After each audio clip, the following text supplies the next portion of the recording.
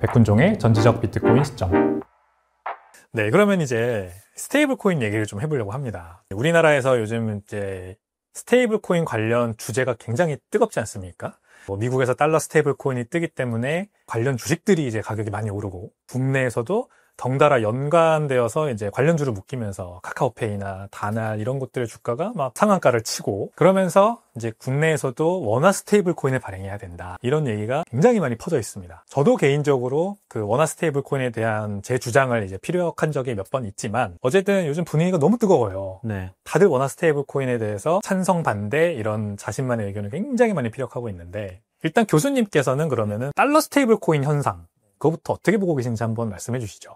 달러 스테이블 코인은 뭐 기본적으로 이제 많은 분들이 이제는 다 아시는 것 같은데요. 미국 정부의 어떤 달러에 대한 어떤 지위, 엄청난 이제 부채 수준, 이런 것들로 인해서 지금 미국이 당면한 여러 가지 문제들을 해결하기 위한 일종의 하나의 방안으로, 미국 정부가 원래는 제도권 밖에 있었던 것을 제도권으로 가지고 와서 미국 국채 수요처를 새로 만드는 그런 하나의 전략적인 해결 방안으로 이제 막 지니어스 법안도 통과시키고, 네. 또 전략적으로 이거를 이제 부흥을 시키려고 하는 분위기인데, 이게 문제는 뭐냐면 다른 나라의 통화 주권을 이제 위협을 한다는 거죠. 기존에는 기본적으로 이제 화폐 시스템이라는 것은 뭐 브레튼 우즈 체제 이후 뭐 사실상 미국 달러가 이제 기축 통화로서 전 세계의 어떤 핵심 통화로 이제 자리매김을 하고, 각 나라들은 이제 외환 시장을 통해서 그 환율 조정들이 되면서 각국의 어떤 통화 주권들이 이제 보장되는 시스템이었는데, 화폐들 간의 어떤 망은 이제 기존의 어떤 스위프트망이나 뭐 외환 거래 이런 규제와 제도권 내에서 이제 거래가 될 수밖에 없었지만, 이 블록체인이라는 기술은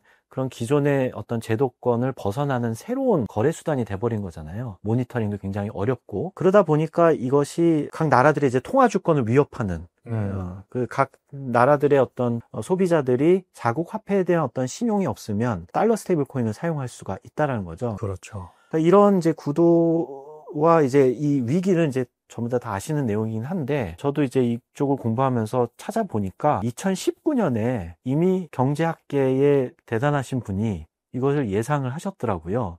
달러 스테이블 코인의 어떤 미래에 대해서요? 예, 달러 스테이블 코인이라고 얘기는 안 했던 것 같은데, 뭐 CBDC 중심의 얘기였던 것 같아요. 근데 어쨌든 달러 기반의 어떤 디지털 화폐라는 게 존재한다고 하면 각 나라들의 이제 통화 주권을 위협할 것이다 라고 해서 디지털 달러라이제이션이라는 용어를 처음 쓰셨더라고요. 프린스턴 대학의 이제 브루너 마이어라는 경제학자고요. 그분이 원래 유명한 것은 리퀴디티 스파이럴이라고 해서 자산 가격과 유동성, 자산 가격이 떨어지면 유동성 떨어지고, 뭐 유동성이 또 떨어지면 자산 가격, 이런 이제 사실 2008년 금융위기를 이제 어떤 현상을 상정해서 그 개념을 정립하시고, 뭐 이런 이제 거시 금융 쪽 학계의 이제 굉장히 유명한 학자분이신데, 2019년도 당시에 그 브루너 마이어 분이 디지털 달러라이제이션이라는 표현을 이미 쓰셨고, 이거를 이제 드디어 우리가 일반 대중들이 이해하기 시작하는 것 같습니다. 아, 그러네요. 디지털 달러라이제이션이라고 하니까 명확하게 이해가 됩니다. 지금은 이제 스테이블 코인이라는 개념이 워낙 흔해져서 네네. 바로 직관적으로 이해가 되는데,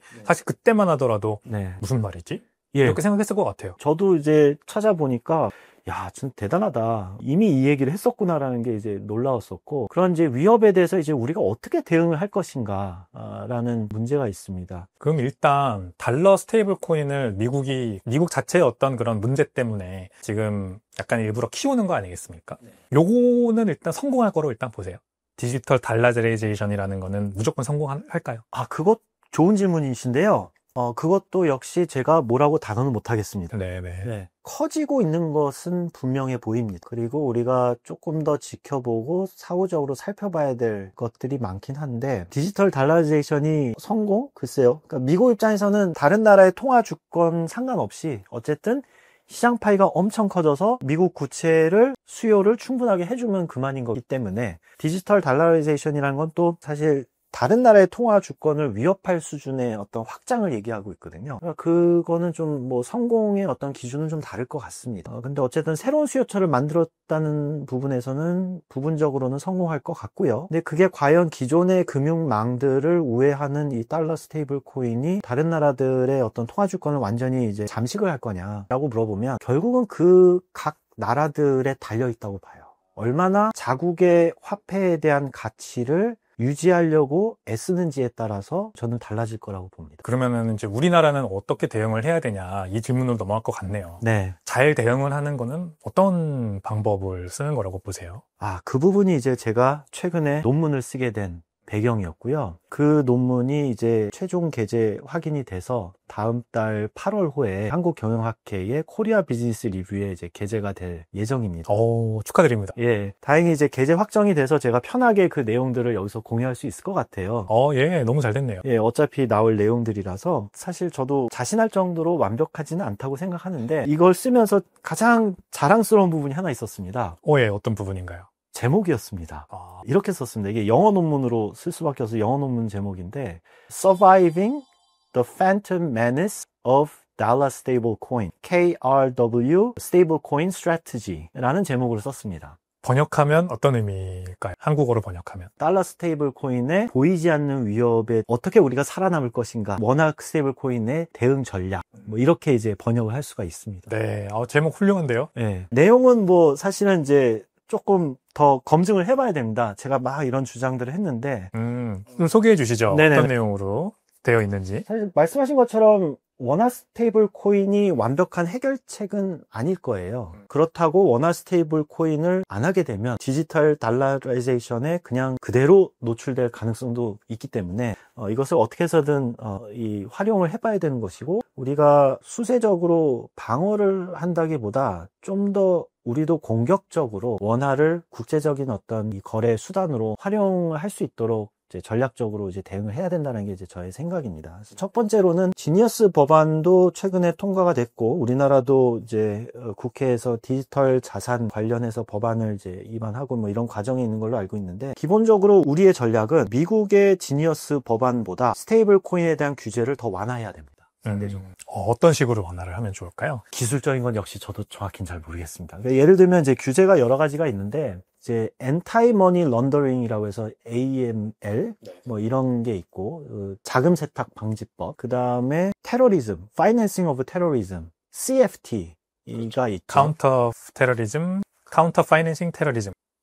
combating financial terrorism. combating financing of terrorism이라고 해서 CFT 이런 것들이 이제 국제 어떤 이제 규약처럼 돼 있어서 각종 그런 규제들이 있는데, 물론 우리가 그런 것들을 이제 준수하겠다 이렇게 선언을 하는데, 제가 논문에서는 감히 이제 학술적인 논문이니까 쓰지 못했지만 그냥 소규모의 자금 세탁전은 우리가 눈 감아줘야 된다. 너무 다 때려잡으려고 하면은 이게 확산되기가 좀 어려우니까. 그렇죠. 이게 국제적으로 사람들이 쓰게 만들려면 사실은 초창기에는 어느 정도 용인을 해줘야 됩니다. 그런 것 같아요. 예. 비트코인도 사실 테러리즘으로도 쓰이고 좋은 목적으로도 쓰이는 것처럼.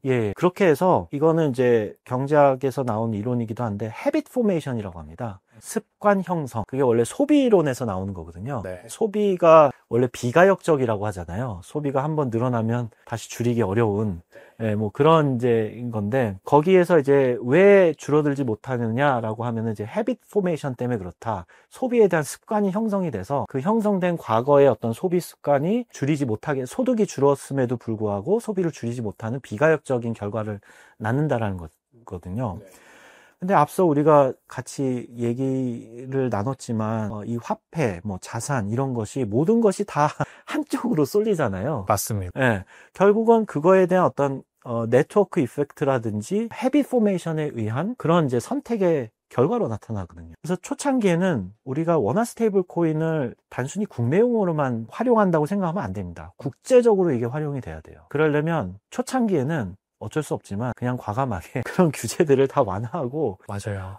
사후적으로 이제 대처를 하는 방향을 조금씩 하는 게 낫지, 지금같이 그 달러의 어떤 위협이 있는 상황에서는 어쩔 수 없습니다. 이게 너무 공감되는 게, 사람들이 싱가포르, 홍콩, 두바이 왜 돈 싸들고 찾아드는지 생각해 보면 거기는 자본 통제도 없고 소득세도 없고. 맞습니다. 부자들이 당연히 거기 가가지고 회사 차리고 부동산 사고 싶죠. 약간 그런 거랑 비슷한 거네요. 자유롭거든요. 자유로우니까. 그러니까 전 세계 부자들이 원화 스테이블 코인을 쓰고 싶게 만들어야 됩니다. 이걸 쓰면은 네. 자본 통제를 받지 않는다. 뭐 이렇게 내가 좀 더 수월하게 뭐 이렇게 자산을 이렇게 이동하고 이런 매개체로 쓸 수 있겠다라는 이제 믿음을 줘야 되는 거죠. 그런 측면에서 어느 정도 그거를 닦아놓은 후에 큰 문제가 생기면 이제 그때 가서 대응을 해야지. 그렇죠. 네거티브식으로. 초반부터 이렇게 막 통제를 하면은 이건 마치 CBDC랑 거의 같아지는 거예요. 그러네요. 제가 CBDC에 대해서 굉장히 회의적인 이유가 아무리 이거를 기술적으로 완벽하게 만든다고 해도 사실 또 기술적으로 완벽하지도 못해요. 민간에서 발행하는 스테이블 코인에 비해서도 굉장히 비효율적인 거로 지금 알려져 있잖아요. 그럼요. 근데 설사 그게 완벽한 기술을 구현한다고 하더라도 문제는 뭐냐면 CBDC는 기본적으로 중앙화된 어떤 중앙은행의 모니터링에 걸릴 수밖에 없어요.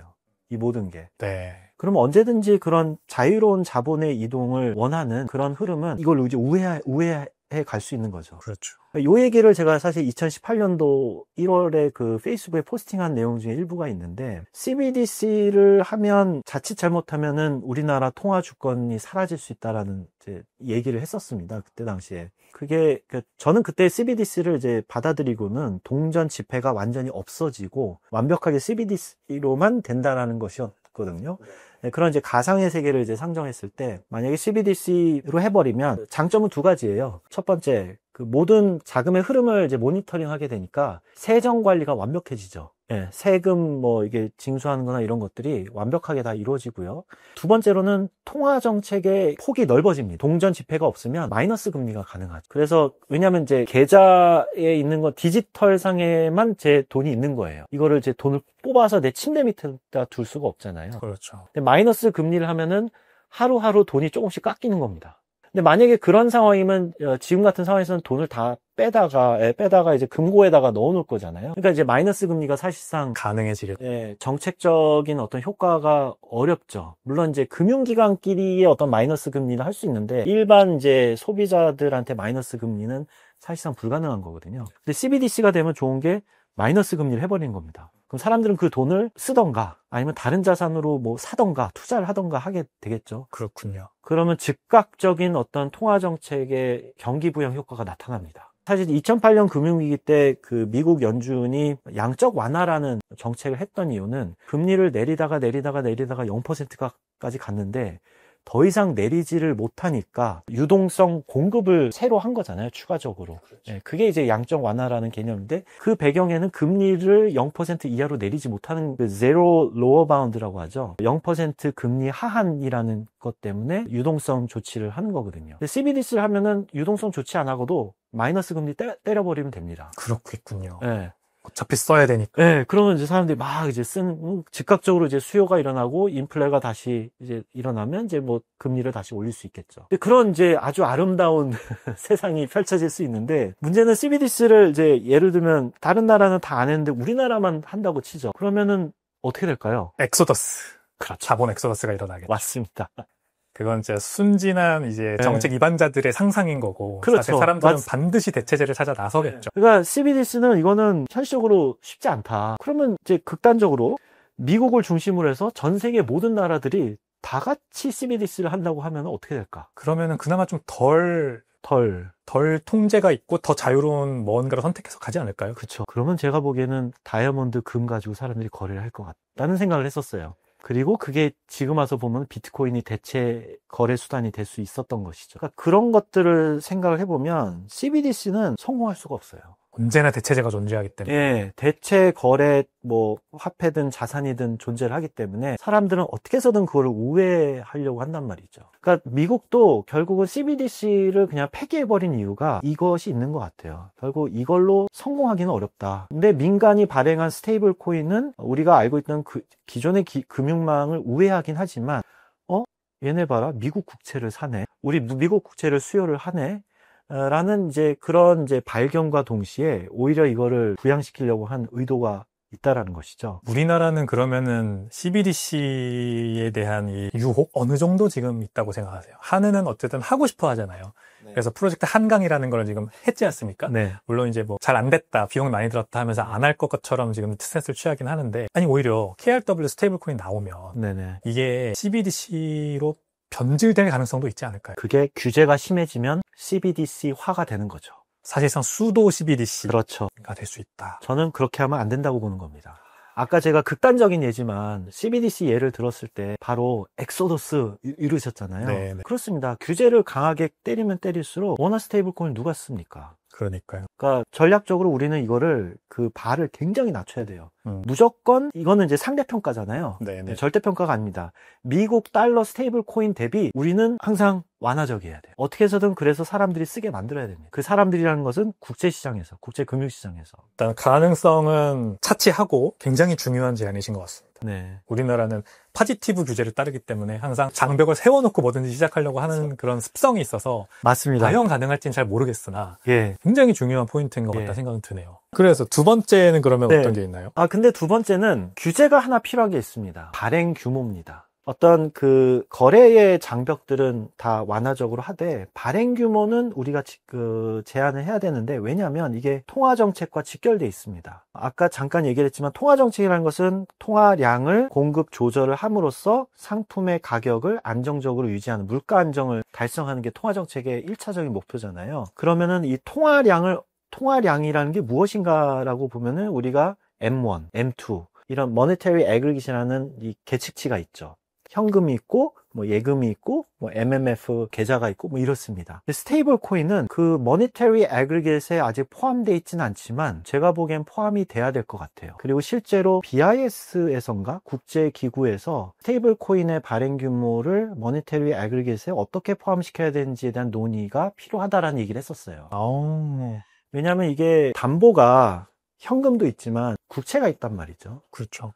물론 이제 국채는 MMF 계좌에 또 담보로도 사용돼서 어떤 이들은 이게 이제 MMF에 있는 담보 국채를 사실상 그냥 스테이블 코인이 대체하는 그런 내로 뱅킹에 불과하다. 그러니까 뭐 굳이 이게 뭐 머니터리 에게리스에 추가적으로 고려해야 될 필요가 아니냐, 뭐 이런 질문을 하기도 하는데 저는 측정에 들어가야 된다고 봅니다. 왜냐하면 아까 말씀드렸지만 통화량이라는 규모도 중요하지만 통화의 회전 속도도 중요하잖아요.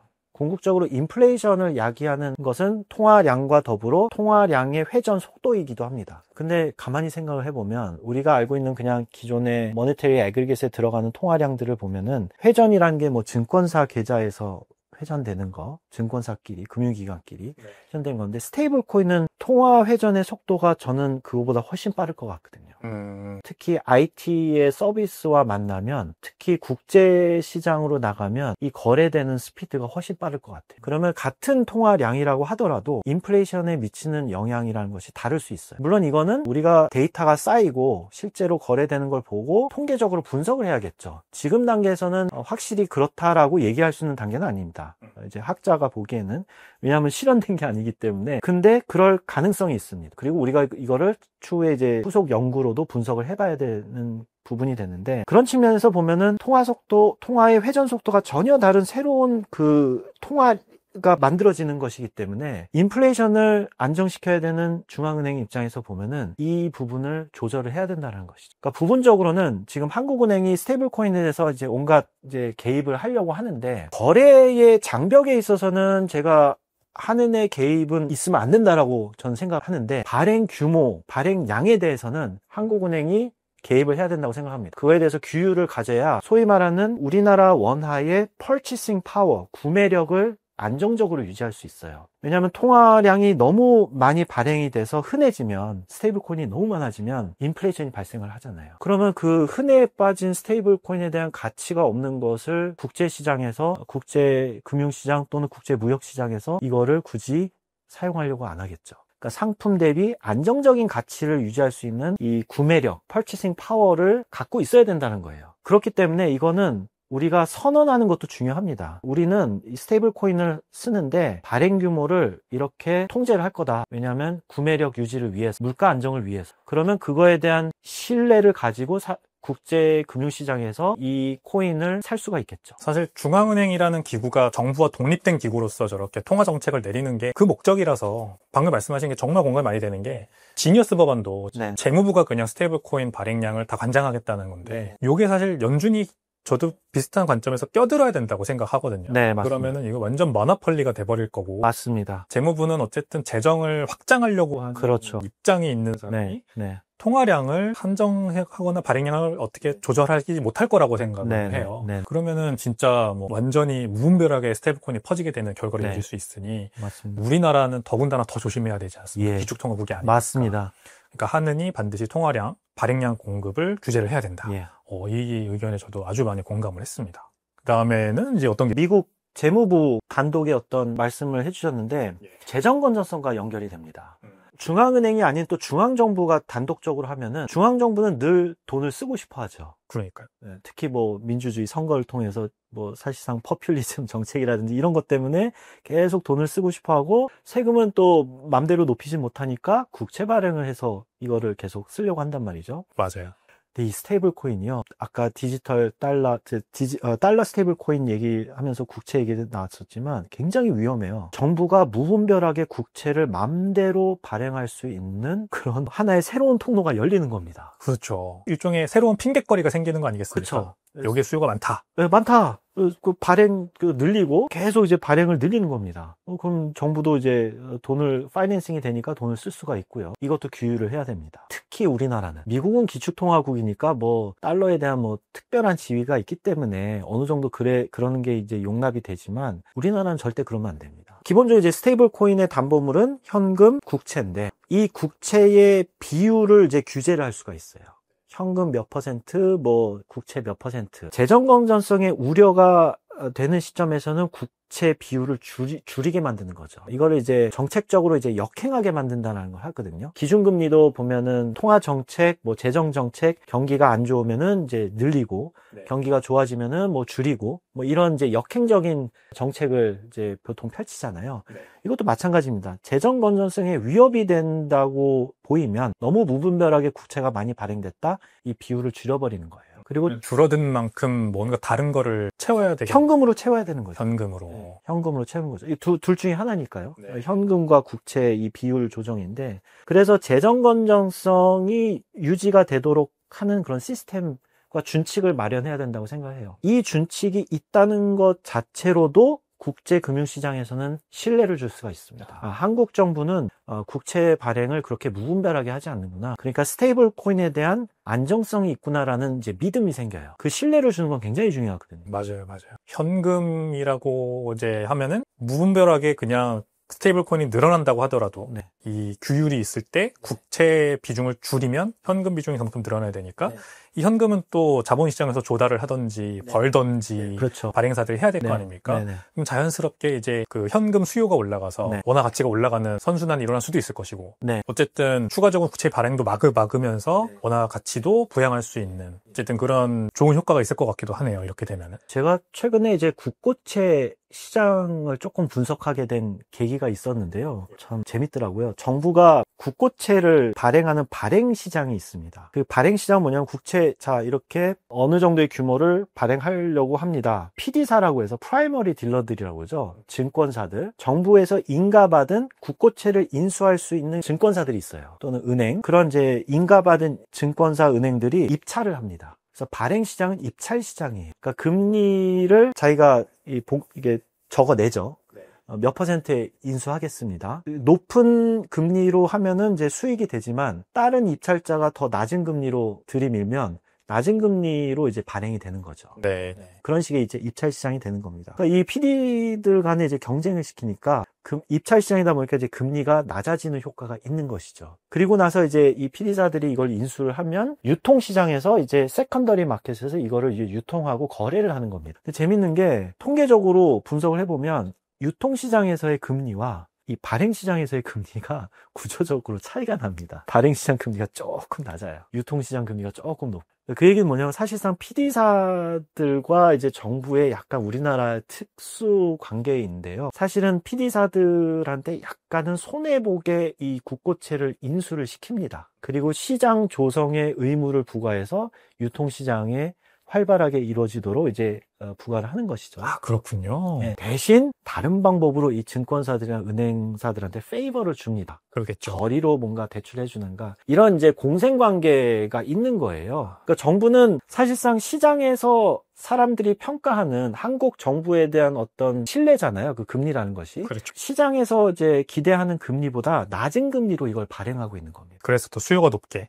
낮은 금리로 발행 인수를 시키고 유통을 시키는 거예요. 그 얘기는 뭐냐면 정부 입장에서 보면은 이런 예를 들면 이제 파퓰리즘적인 정책으로 인해서 돈이 필요해서 막 국채를 발행을 해야 돼요. 그렇죠. 이거를 이제 낮은 금리로 이제 떠넘기는 겁니다. 그렇죠. 그렇죠. 네. 그러니까 이 구조가 사실은 장기적으로 보면 재정 건전성을 위협하는 아주 좋지 않은 거가 될 수 있고 그렇죠. 스테이블 코인은 그거를 더 악화시킬 수 있는 그렇게 되겠네요. 창고가 될 수가 있어요. 그렇겠네요. 그래서 이거는 반드시 규율을 해야 됩니다. 그렇겠군요. 불난 집에 가스 밸브를 여는 네.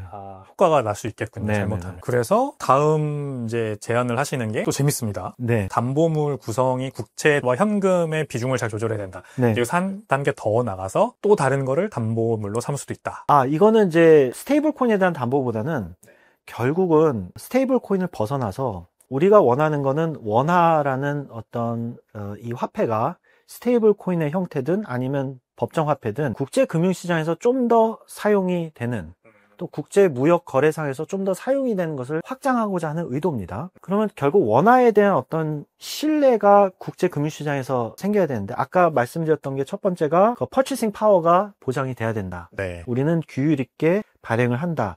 라는 게 이제 첫 번째고요. 두 번째로는 결국은 원화에 대한 최종적인 담보물은 뭐냐 라는 질문으로 갈 수가 있어요. 그게 결국은 중앙은행의 외화보유고거든요. 지금 현재 우리 외화보유고에 있는 것은 금과 달러가 거의 대부분이 금과 달러인 거고 우리는 이 사실은 97년 외환위기를 통해서 너무 뼈저리게 느꼈었죠. 맞습니다.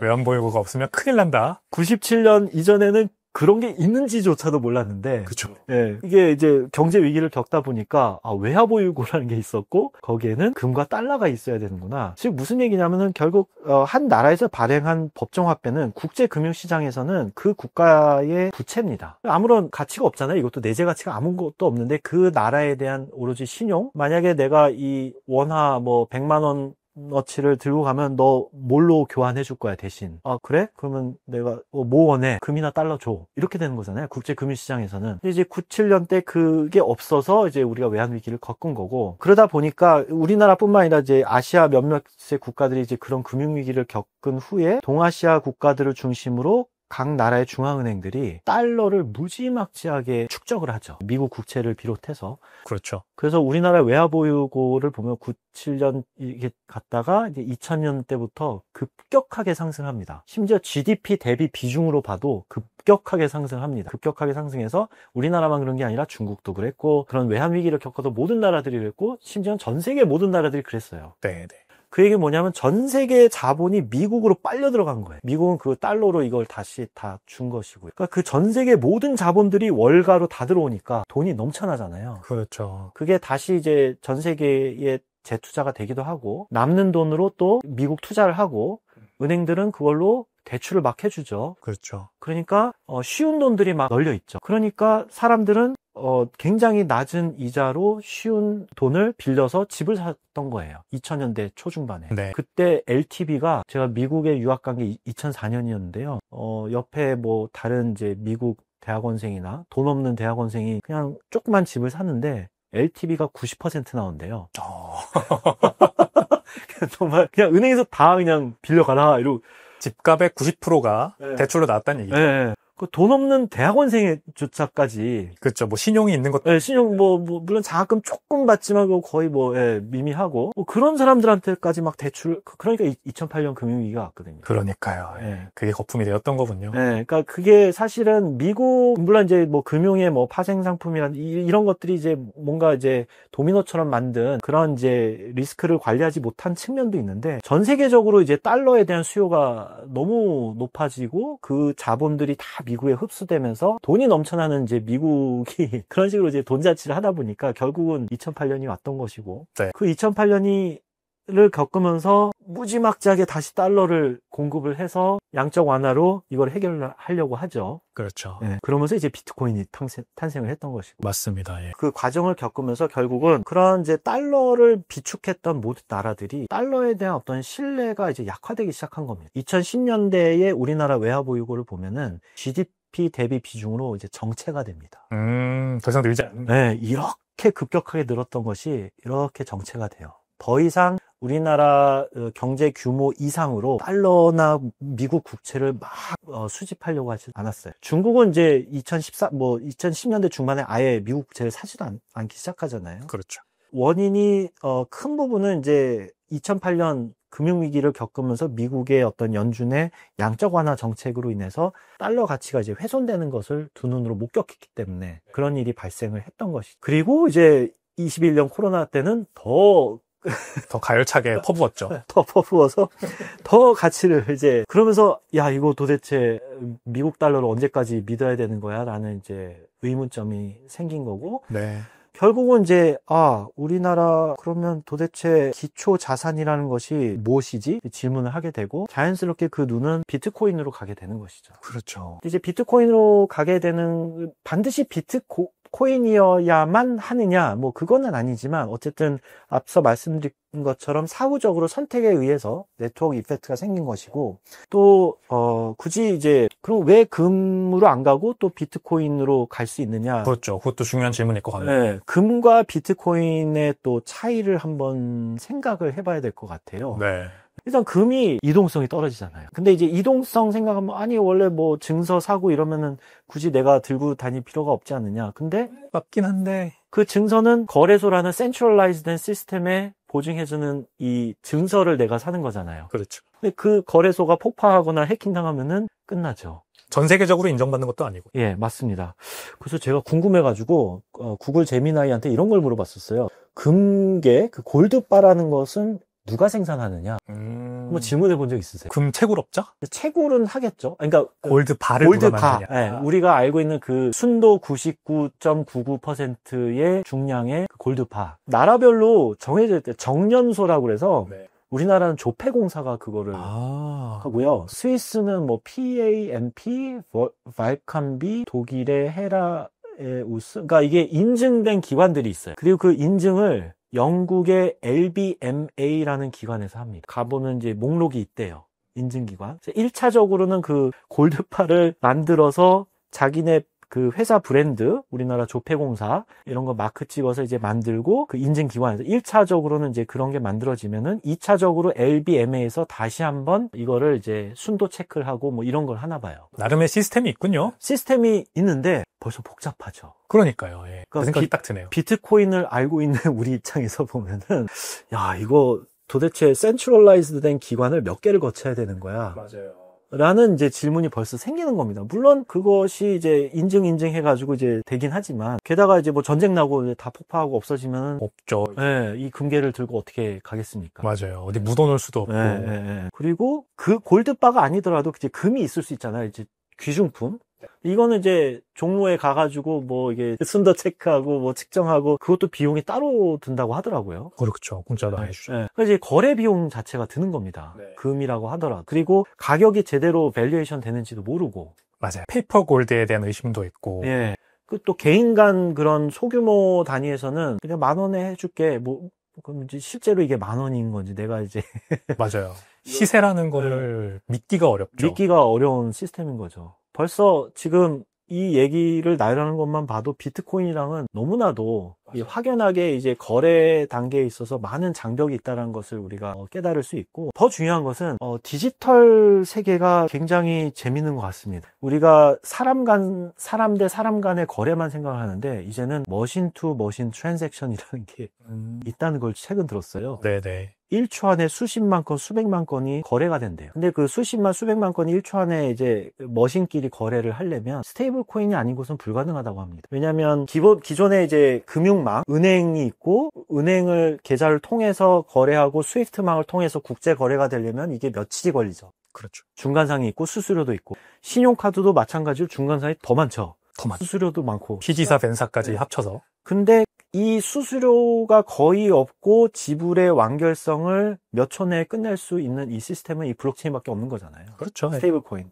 그러니까 이 스테이블 코인이 그런 머신 투 머신 페이먼트 시스템에서 굉장히 핵심적인 역할을 할 거라는 이제 기대도 있습니다. 그런 세계가 펼쳐지고 있는데 최종적인 어떤 그 담보물, 그 다음에 어떤 변제의 완결성을 갖고 있는 최종적인 담보물이 무엇일까라고 생각을 해보면 디지털이어야 할 수밖에 없습니다. 그렇군요. 금이 그 세계의 담보물을 대체할 수가 없어요. 그런 이제 거래 비용, 시간, 이 모든 거를 이제 감안해 보면 결국은 이제 비트코인이라고 이제 결론을 내릴 수 있는 이유가 그런 안정성, 그러니까 최종적인 어떤 담보물로서의 가치, 비트코인일 수밖에 없다. 그러니까 원화 스테이블 코인을 누군가가 해외에서 이제 갖고 있는데 당장 나는 지금 이거 니네 원화 가치 별로 쓸모없다고 생각하니까 당장 바꿔줘. 아 그래 줄게. 금을 원해? 나 달러는 됐고 우리 금 있으니까 금 줄게. 아 금 너무 시간 걸리고 그 비용도 많이 들어. 그냥 비트코인을 줘. 이렇게 된다는 거죠. 그러면 바로 옮길 수가 있겠군요. 그 네. 금액이 얼마든. 예, 금액이 얼마든. 그러니까 그게 실제로 일어나지는 않을 거예요. 그렇죠, 그렇죠. 하지만 그거를 보유하고 있다는 사실 자체가 사람들로 하여금 신용을 만드는 거거든요. 사람들이 어떤 나라의 화폐를 평가할 때 그 나라 외화보유고에 금, 달러 말고 비트코인이 얼마 있는지를 가지고 평가를 할 겁니다. 언제든지 내가 원하면 즉각적으로 나한테 법정 화폐가 아닌 다른 걸로 무엇을 줄 것인가 라고 했을 때는 비트코인 밖에 없는 것이죠. 사실 금태환 중지 선언했을 때 70년대에 프랑스가 군함을 보내서 금을 회수해 가려고 했으나 맞습니다. 거부했죠. 네. 그게 바로 방금 교수님께서 말씀하신 금의 한계를 아주 적나라하게 보여준 사건인 것 맞습니다. 같은데 뭐 독일이 최근에 또 이제 프랑스에 있는 자국의 금괴를 옮기는데 비용이 얼마가 들었다더라, 뭐 100억 원인가 들었다고 합니다. 배보다 배꼽이 더 큰 거죠. 그러니까요. 이제 그게 결국 모빌리티의 한계. 예, 모빌리티의 한계인 거고. 생각해보면은 금보다 비트코인이 못한 거라고 한다면은 그냥 눈에 보이지 않는다. 예쁜 그런 금색 컬러가 없다. 뭐 이런 것들이 있을 텐데. 그거 하나밖에 없습니다. 그렇죠. 다른 이유는 잘 못 찾겠어요. 다른 이유들은 다 들여다보면 사실 금보다 더 우월하다. 훨씬 우월해요. 그러므로 비트코인이 최종 담보물이 되면 원화에 예. 원화 가치가 상승하는 효과가 있을 수 있는 거죠. 그래서 제가 2018년 1월에 그런 디지털 자산 화폐에 대한 CBDC 뭐 이런 거를 제가 이제 머릿속으로 상상을 했을 때 외화보유고에 뭐 비트코인이든 뭐든 디지털 자산이 편입될 수 있다.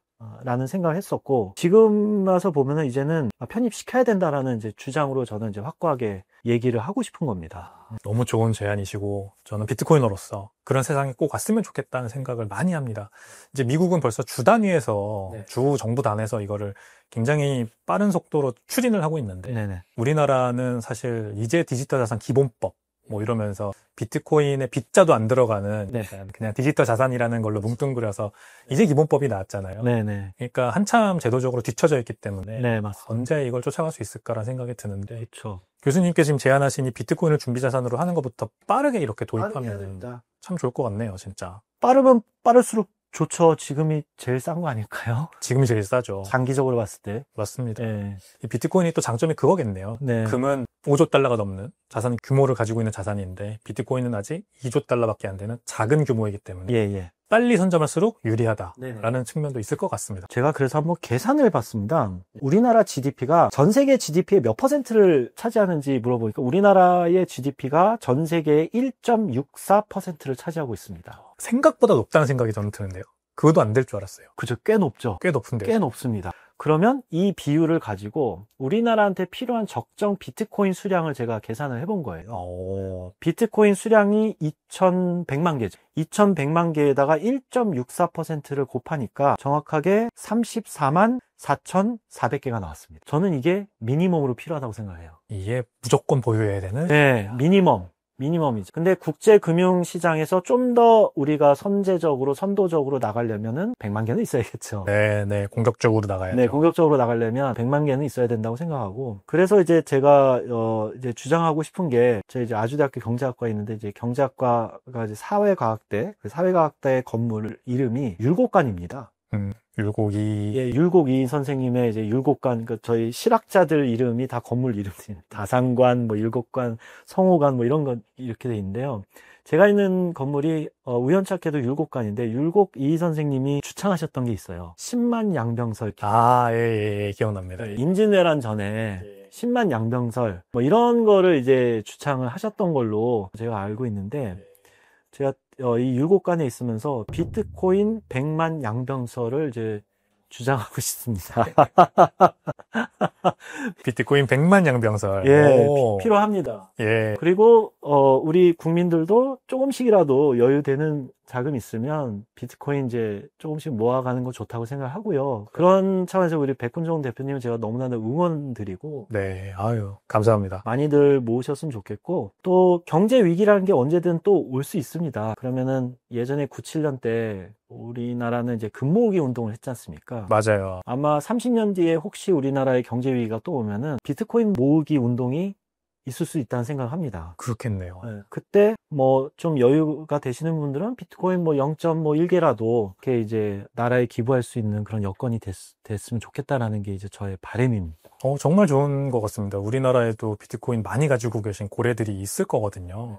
그때가 되면은 또 더 많이 늘어나야 이제 그런 위기가 왔을 때 그런 분들이 선뜻 기부하면서 아니 요즘도 그 사토시 나카모토의 지갑 주소로 추정되는 그 지갑에 막 수만 달러 수십만 달러에 달하는 비트코인을 그냥 보내시는 분이 계시더라고요. 비트코인의 비트코인을 만들어준 사토시 나카모토에 대한 일종의 감사함의 표시죠. 네네. 그렇게 생각을 합니다. 기부를 하는 거다 말하자면. 그 자신의 비트코인을 사실 소각하는 거거든요. 그렇게 소각함으로써 이제 남은 비트코인의 가치 상승에도 기여를 하고 감사함도 표시하는 그런 것 같은데 그런 국난이 발생했을 때 그런 좋은 마음으로 비트코인을 기부하는 분들이 분명히 많이 나올 거라고 저는 보거든요. 예. 그래서 지금부터 비트코인을 우리가 많이 모아가야 또 그렇게 우리가 선뜻 국난을 극복하는 데 있어서 동참할 수 있죠. 예. 그런 생각도 드네요. 그런 상상을 듭니다. 근데 이제 저 궁금한 게 있는데 우리나라 뭐 업비트를 포함한 이제 거래소에 거래되는 그 비트코인의 총 액수가 어느 정도 되나요? 아니면 총량, 개수요? 예, 우리나라 그 알려진 중앙 거래소가 보유하고 있는 이 수량. 저도 찾아봐야 될 것 같은데 거래소에 잠겨있는 비트코인 지금 현재 비트코인의 유동성 거래소에 잠겨있는 유동성이 한 200만 개, 300만 개 정도 돼요. 우리나라 거래소. 우리나라만 포함한 건 아니고 모든 거래소를 포함해서.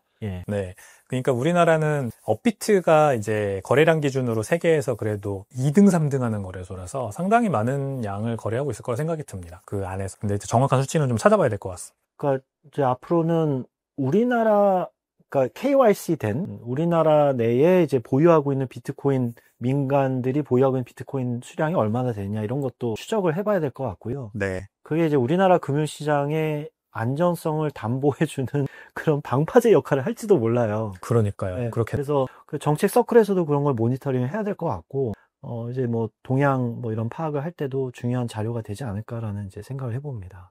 금융위에서 이제 반기마다 보고서를 내긴 하더라고요. 국내 5대 거래소, 주요 5대 거래소의 이 비트코인 보유량을 이제 총 합산해가지고 계속 공시는 하시고, 그 다음에 뭐 인당 그래서 평균 얼마씩 가지고 있는지 이런 것들이 다 나오더라고요. 네. 제가 정확한 수치는 기억 안 나는데 평균 인당 보유액이 50만 원 정도였던 걸로 기억을 해요. 그렇군요. 그러니까 이제 아주 롱테일이고 그 다음에 일부 소수의 사람들이 아주 큰 금액을 가지고 있는 식으로 그렇겠죠. 형성이 되어 있겠죠. 예.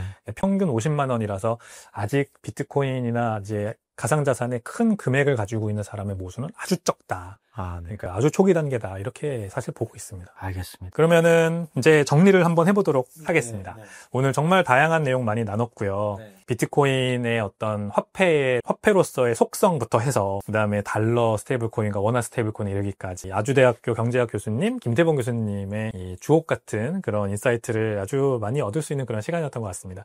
혹시 마지막으로 저희 구독자분들께 전달하고 싶은 말씀이 있으시다면 자유롭게 한번 해주시면 감사하겠습니다.